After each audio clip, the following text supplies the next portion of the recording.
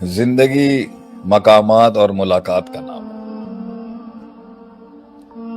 یہ ملاقاتیں ہیں مقامات سے، کبھی اپنے ساتھ، پھر رب کے ساتھ، پھر اپنے ساتھ، پھر لوگوں کے ساتھ، پھر منزلوں کے ساتھ، پھر خود کے ساتھ، پھر رب کے ساتھ، پھر رب سے پھر اپنے ساتھ۔ یہ زندگی ملاقاتوں کا نام ہے۔ تو جس نے ملاقات ہی نہیں کی وہ مقامات کیسے حاصل کرے گا؟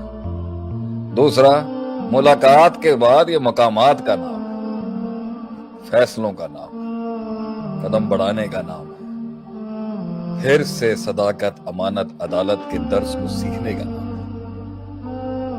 پھر سے اس زخمی، ٹوٹے، بکھرے ہوئے دل میں پھر سے وہ نیزہ اور فیصلے کی وہ تلوار اٹھانے کا نام ہے، اندھیروں کے اندر طوفانوں میں دیے جلانے کا نام ہے،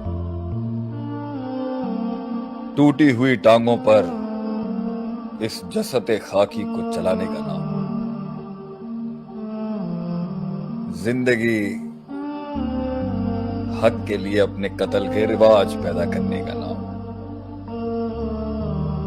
لوگوں کے بوجھ کو اپنے سینوں میں اور اپنے سروں پہ اور کندھوں پہ اٹھانے کا نام ہے، دھتکارنے کا نام ہے، دھتکارے جانے کا نام ہے، دھتکارنے کا نام ہے، دھتکارے جانے کا نام ہے۔ زندگی ہجوموں میں تنہا ہونے کا نام ہے، مجالس کے اندر تنہائی کا نام ہے، محفلوں میں رنگوں میں بے رنگ ہونے کا نام ہے۔ زندگی اندیکھے اللہ کے لیے ایک مسلسل تڑپ، ایک ملاقات کا نام ہے۔ روز اپنے آپ کو یہ سبق سکھانے کا نام ہے کہ ایک دن میں ملوں گا اپنی محمود سے، اپنے مقصود سے، اپنے مطلوب سے، اپنے محمود سے، اپنے معبود سے۔ زندگی صبر اور یقین کے امتزاج کا نام ہے۔ زندگی سچائی اور لگن اور امانت داری کے ساتھ ایک تعلق کا نام ہے۔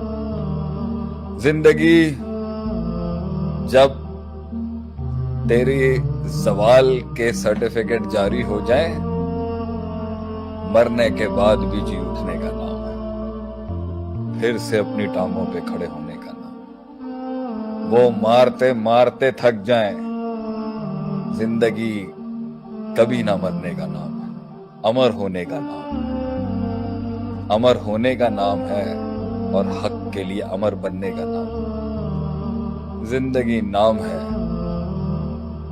ایک روب بنانے کا نام ہے، باطل پر ایک روب بننے کا نام ہے، گدی چھوڑ جانے کا نام ہے، اہل کو سیٹ پہ بٹھانے کا نام ہے، جیت کے بعد خاموشی اپنانے کا نام ہے، اور تنہائیوں میں ایک شور پالنے کا نام ہے، طوفانوں کے اندر کشتی اتارنے کا نام ہے، میدانوں کے اندر گھوڑے اتارنے اور چلانے کا نام ہے۔ زندگی کو زندگی سکھانے کا نام ہے۔